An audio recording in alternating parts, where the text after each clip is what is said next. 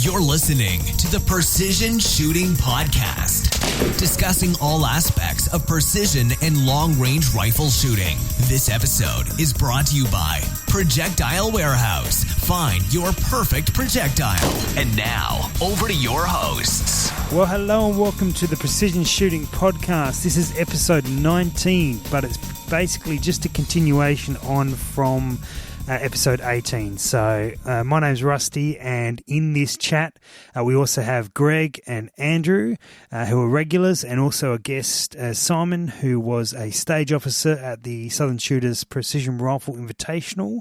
We're going to pick up the conversation where we left off, which was just about to get into another one of the stages with just 2 to go, and then we'll talk a bit about the equipment, Victorian Practical Rifle Series that we're going to head over there in August, and also that we've got some prizes to give away right at the end of the episode. So without any further ado, this is part 2 of the Precision Rifle Invitational recap.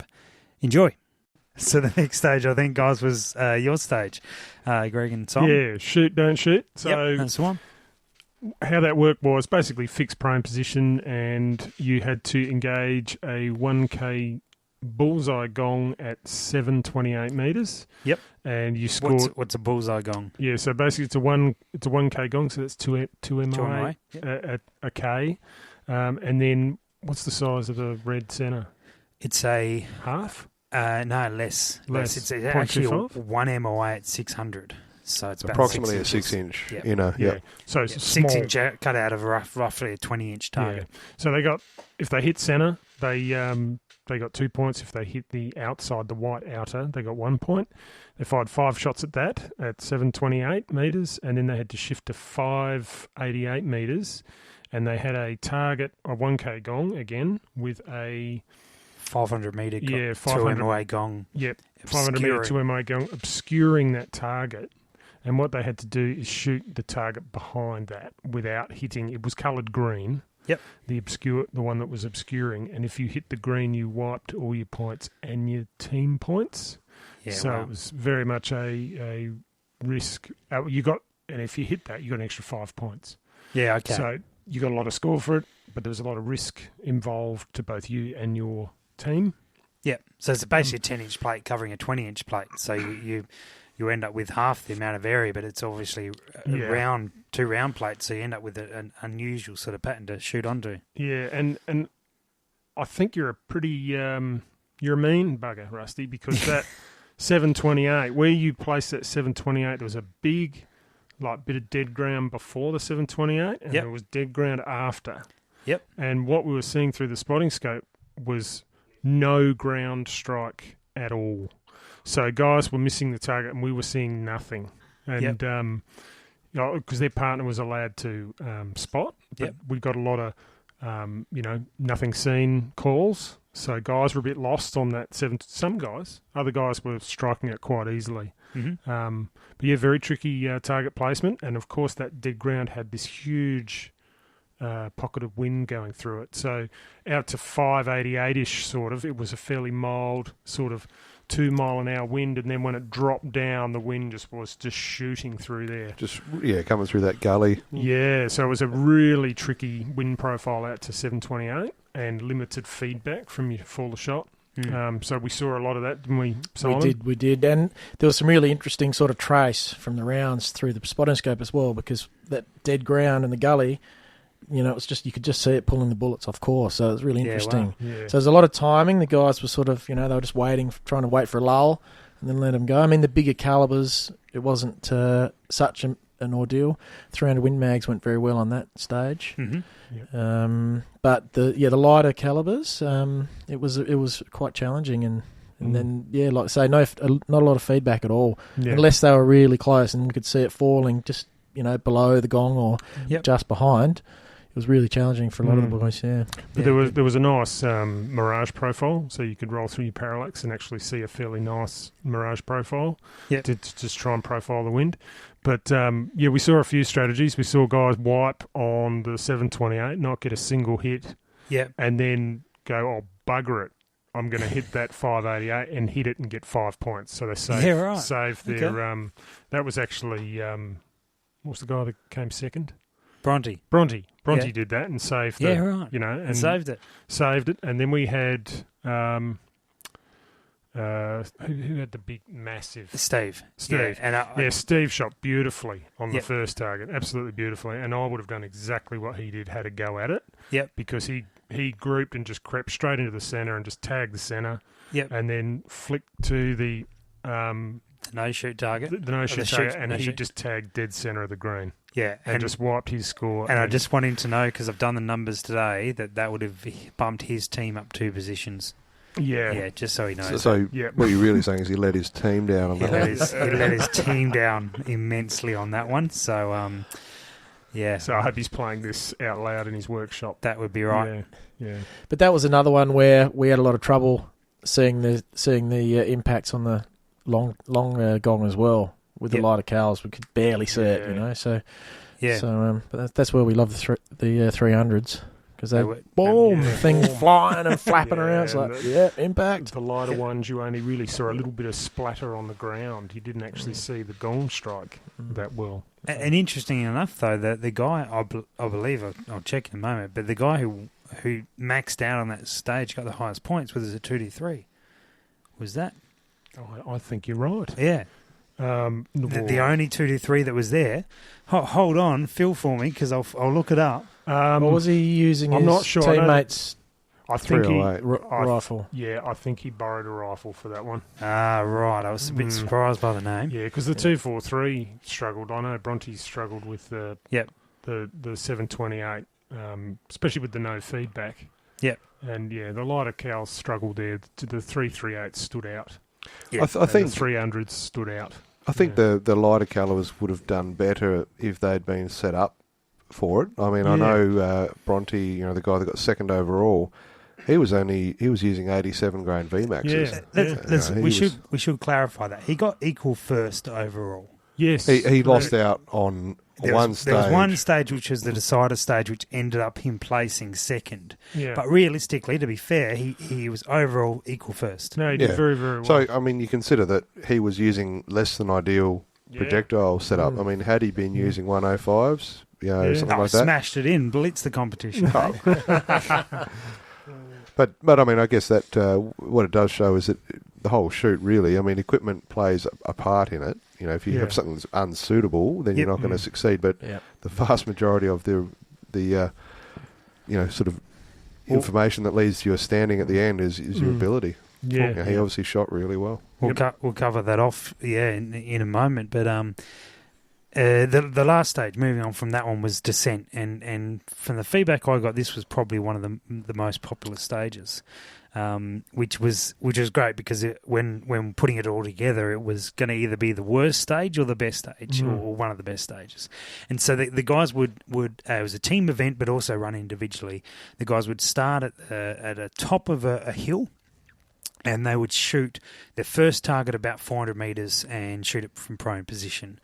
And they would then pick up their rifle and move to the next position, which was like a mock tree, because the trees around that particular area were pretty rubbish, that Andrew built. And so they would take a shot from there about 280 metres on what's called a popper target, and then take that shot, then descend down the hill a bit further, come into another position where they'd take a kneeling shot at about 130 metres onto a metal rabbit, descend down further again, move across the face of the hill, and shoot from a standing position, again about 130 metre shot on a gong, and then move down to the last position, which was a side prone position out to about 360 metres. So when you say side prone, you mean your body was at 90 degrees to the target rather than lying on your side? Correct, yeah. So you were off to the side rather than lying behind the gun. You were off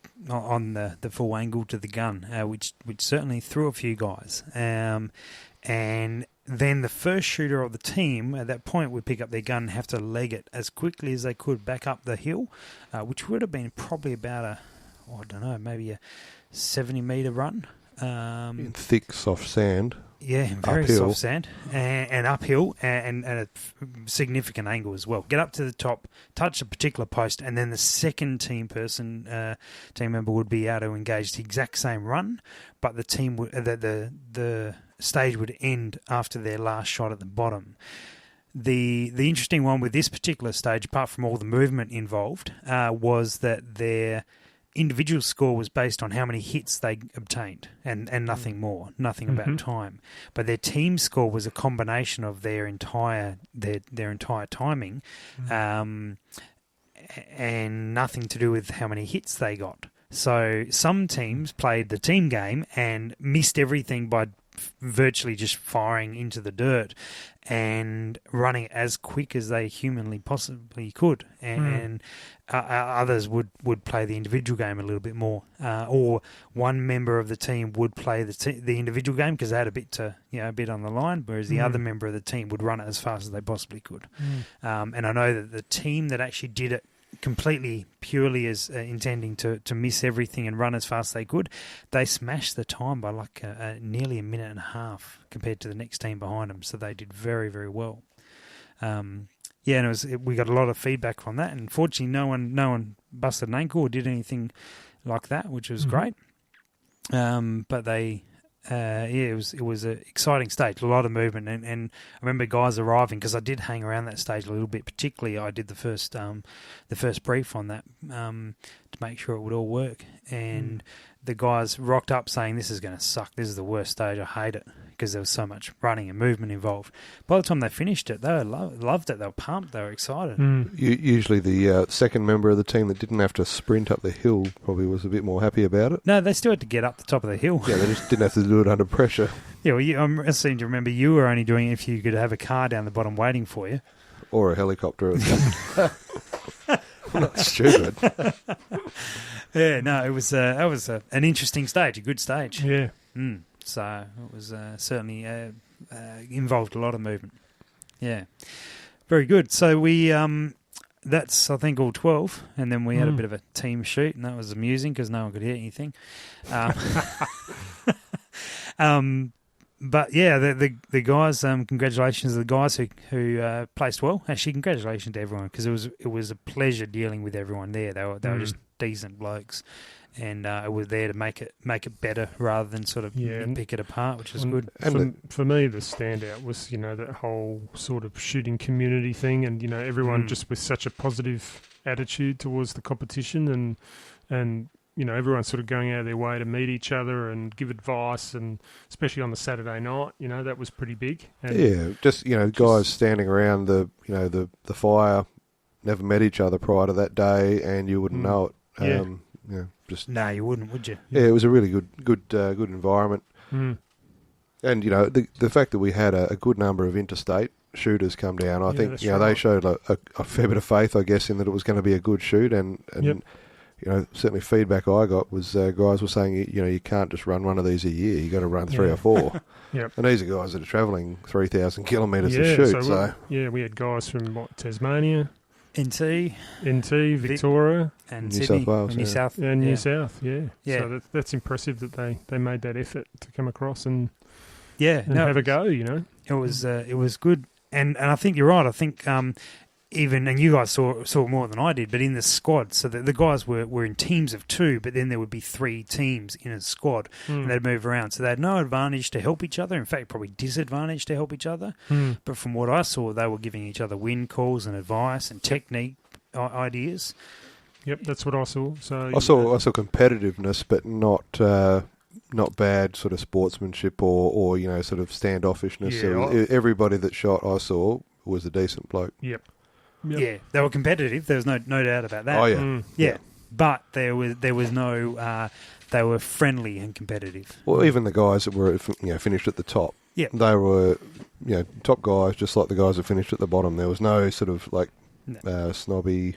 No, it I'm didn't better matter. than you kind of stuff. It was didn't really matter good. where you finished either. I think no one sort of decided not to talk to anyone or anything like that. It was just all just. And I think everyone just walked away with a good, genuine buzz, from the weekend. Good, genuine, positive buzz, ready for the next one.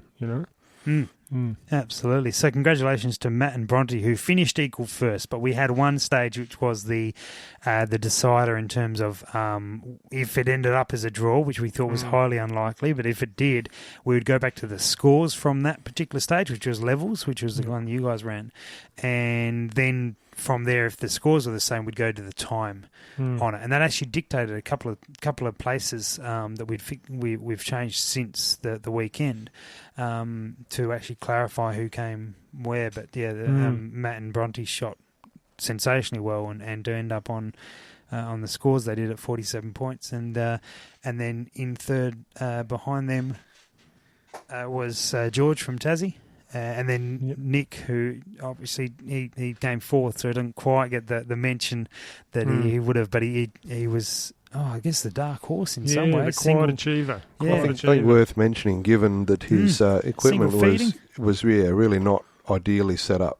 Obviously, he knows how to handle that rifle, but it was not the ideal configuration for the shoot, and he knew that. It was a bit last minute for him, I think, and I think all things considered, he did extremely well. Yeah, very, very cool under pressure. I think had he been shooting something a little more physically well suited to the comp, I think he would have been... It'd be dangerous. Yeah, so. Absolutely. And then in the team stakes, it was actually really good to see Nick, who we just mentioned, and George came first, and they'd never met each other until that Saturday morning. Yeah. They're just both really decent blokes. Yes. And just really...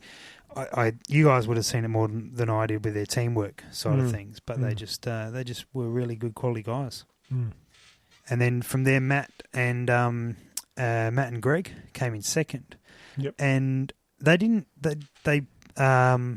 What it's fair to say, they didn't place significantly well in the individual standings, but they just as a team setting, they killed it. Yeah. Anyway, I was really slightly surprised, but thoroughly impressed and really happy for those guys that they came in second because, as I said, individually they didn't perform amazingly well, but obviously put them together and on those stages they did well. Especially considering